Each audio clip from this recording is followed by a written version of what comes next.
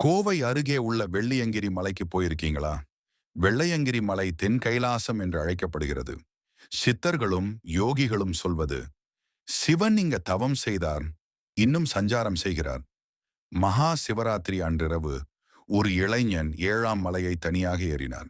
மழை, கடும் காற்று, சுற்றி முழுக்க இருள். வழி தவறினான். மொபைல் சிக்னல் இல்ல, உணவு இல்ல, உடல் சக்தி இல்ல.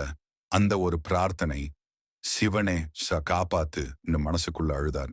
அப்போ நடந்த அதிசயம், வெள்ளை உடை, நீண்ட ஜடை, மௌனமாக நடக்கும் ஒரு முதியவர் தோன்றினார்.